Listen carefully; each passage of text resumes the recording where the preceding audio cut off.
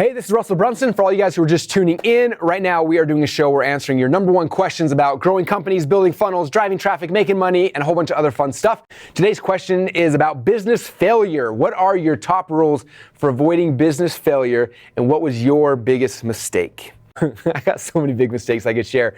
But the top rules for avoiding business failure, I would say, if you look at a business, for some reason, I don't know if it's just me, but I think most people get into business, they think it's like this weird thing, right? We go to business school and we go to all these things. I remember taking business classes and they taught me all sorts of weird stuff that didn't make any sense to me, right? Like supply chain management and anyway, I can't even remember most of my schooling if I'm completely honest. Yet I built a huge company because most of those things don't actually matter. And you start thinking about like what actually matters in business. The number one thing, and most people aren't going to tell you this, but the number one thing really is relationships. I wish that in my business class, they would have had a class that just said this: Russell, this is the deal. People do business with people they like. So you should become someone, first off, that people like, and second off, find other people and be really, really nice to them, okay? Now this is tough sometimes because a lot of times you'll get in business, you'll be working with people and you have somebody who will treat you so bad and you look at them and you'll want to do what I want to do sometimes and just like pound their face and destroy them because you're so angry. But what we have to understand is that no matter how somebody treats you in a business relationship, you always have to keep, no matter what happens, you have to keep a good relationship. I'm going to share a story. I'm not going to share names because I don't want to do that. But there was somebody when we were first launching ClickFunnels who was a close friend and a partner. We've done a bunch of partnership projects in the past. And when ClickFunnels came, we were about to launch it, he actually stepped back and came back to me the day before we launched, said, hey, sorry, I decided instead of being a partner with you and helping you sell this, I'm actually going to be a competitor of yours, and I'm really, really sorry. And I remember being so frustrated and angry and upset, and I wanted to just like fly to his home and rip his arms off and whatever. I don't know. I was not happy at all. And instead I was like, you know what? I need to maintain this relationship because I have no idea what could happen in the future. He's been a good friend up to this point, and maybe, whatever, I'm just going to bite my tongue. And so I just wrote back and said, no worries, totally understand. Good luck in the future. And hopefully we can work on something later. And I just stepped back. And I'm so grateful I did because about a month and a half later, he came back and said, you know what, that thing fell through and I apologize. I should have thought through this and I was just being short-sighted. I got excited about the opportunity, whatever. He said, will you forgive me? And I was like, yeah, totally cool. He's like, sweet. And he came back and for about 2 years, he was our number one affiliate inside of ClickFunnels. And I'm so grateful I didn't burn that relationship. So have relationships, and no matter what happens, I dropped my red one, but I need it because we're about to build a fire. There's my log, and there's the fire. Sorry, I wish I was better at drawing. But do not burn the relationships. Keep them alive no matter what, because you never know when that person could be useful to you and when you could be useful to them as well. Okay, so that's the top rule is understanding that. The relationship is the key. Number 2, focus on your list. Build your list, build your list, build your list. I remember I got started 15 years ago. For those who've been around that long, you may remember, in fact, my first mentor, his name is Mark Joyner, and Mark is amazing. And I remember he would always tell me, like, Russell, you got to build a list. And I was like, why? He's like, you got to focus on building a list. That's the key to making money online. And so I started building my list, and first I had, 100 people join my list, and then 1,000, and then 5,000. It was growing really slowly. And then about that time is when AdSense came out. This is 15 years ago. Some of you guys remember AdSense. It was like you could make these garbage websites, throw up these little Google ads on it, and Google would rank these sites really, really high, and someone clicked on it, you get paid. I had friends making $500,000 a month by just making garbage sites. And I'm like, this looks way easier. Like, I don't have to do anything. I just got to make garbage and I get paid. And Mark was like, no, focus. He's like, that's going to go away. He's like, they always do, like, just focus on building a list, focus on building a list, focus on building a list. I'm like, but there's so much money right there. He's like, no, focus. And so I focused on building my list. And I'm so grateful I did.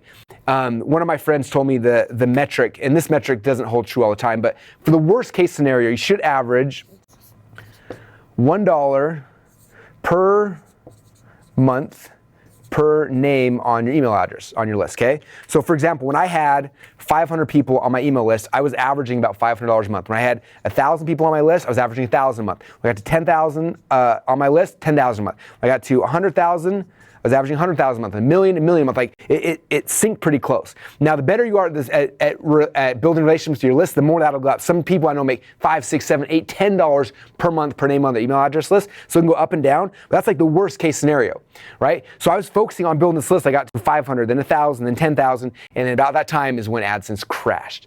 And friends I had making $500,000 a month went out of business overnight, and they were done. And luckily for me, I had this list, I had this asset, and I was able to keep emailing this list and keep growing it, right? And this list got bigger and bigger. Twice in my business, I almost went bankrupt, 2 times. And I say almost because both times I should have been bankrupt by any, I did some stupid things, we made some bad mistakes, the market shifted, all sorts of reasons and excuses, but if looking at a paper, I should have went bankrupt both times. And both times I didn't because of my list. My list came through and saved my butt. When everything was crashing around, I had no more money, no more employees, everything was falling around. I was like, how do I keep the doors open? I was like, I need to make a really good offer for my list. And I thought about what can I create for them? And I created an offer, I emailed my list out, and money came back in. So focusing on the list is number 2. And then number 3 is no shiny objects, which kind of ties back into this list right here. Go back to the fundamentals, okay? There's always new stuff popping up. I remember when Amazon first hit a couple of years ago, it was like, oh, everything's on Amazon, and people went to Amazon, it was awesome. Then guess what happened? Amazon's just slapping you and kicking you out. And then it was like, oh, e-commerce here, and then, oh, AdSense, and people have been jumping, as long as I've been doing this game, 15 plus years, people have been jumping everywhere. The only thing that's been consistent through the ups and the downs are the fundamentals. What are the fundamentals? If you read the .com Secrets book, these are the fundamentals. Here is how you build a funnel. Here's how you attract customers into your funnel. Here's how you communicate with those funnels, with those people. Here's how you do it. This is the fundamentals of how you build and grow a company. Okay, so focus on the fundamentals. Don't get distracted by the new shiny object. Focus on the fundamentals. What kind of product am I creating? How am I selling that product? How am I getting people to show up? That's all a funnel is. If you look at if I simplify this down to the easiest thing possible, this is all businesses, right?